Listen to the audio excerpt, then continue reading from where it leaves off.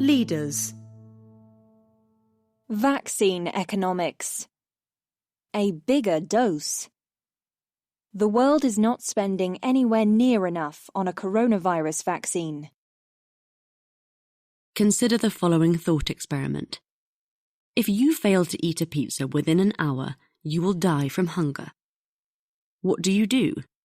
Most people would immediately order a pizza, and not just one margarita but lots of them, from several different parlours, in order to maximise the chances that at least one pizzeria got you what you needed in time. You would not care that some of the pizza would be sure to go to waste. The world is hungry for a vaccine against COVID-19. So far, about 700,000 deaths have been recorded from the disease, and the total is increasing at a rate of roughly 40,000 a week. If you also include unrecorded deaths, the actual numbers are much higher. Meanwhile, the global economy is experiencing its sharpest contraction since the Great Depression, of perhaps 8% of GDP in the first half of 2020.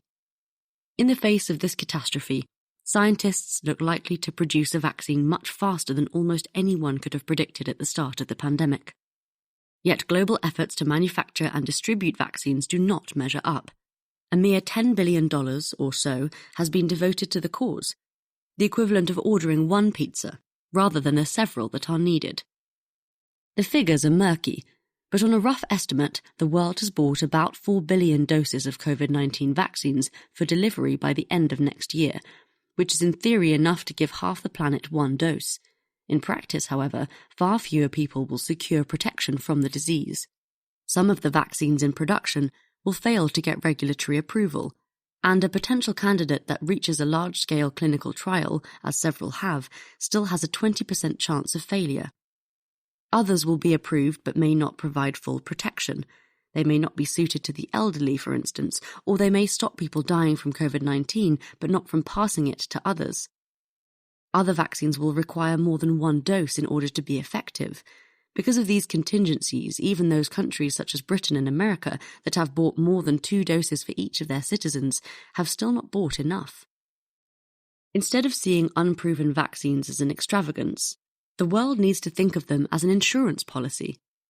Research suggests that if 10 or more vaccines are in development, there is a 90% chance of finding one which works. Once one of these candidates proves to be effective, billions of doses will need to be distributed quickly. But it is impossible to know in advance which candidate will succeed.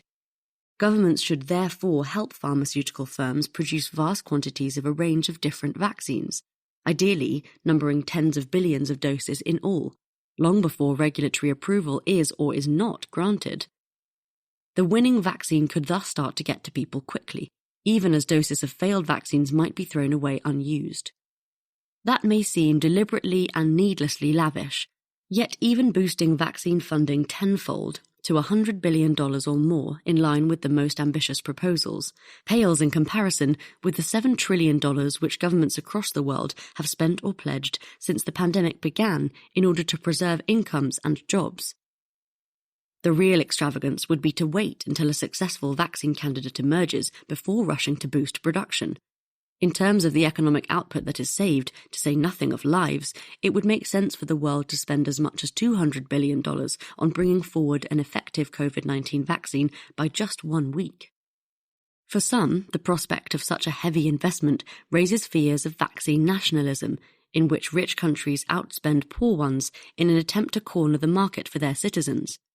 The world as a whole can wring the most benefit out of limited supplies of vaccine by pooling resources and allocating doses on the basis of need, healthcare workers first, vulnerable people next, and so forth.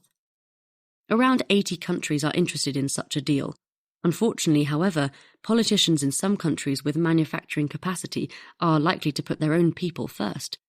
One way to minimize the international scramble over who gets vaccines and when is to maximize supplies up front and to spread manufacturing capacity. Vaccines for the poorest countries would need to be subsidized, perhaps through Gavi, the alliance that already pays for other vaccines there. The idea of deliberately overproducing something does not sit easily with politicians, especially in a world where there are so many claims on public funds. Faced with a large manufacturing capacity that turns out to be useless, politicians risk being accused of having wasted money, as the British government was when the emergency hospitals it had built early in the pandemic were not needed. Yet politicians must be rational. You buy insurance before you know what will happen, not after.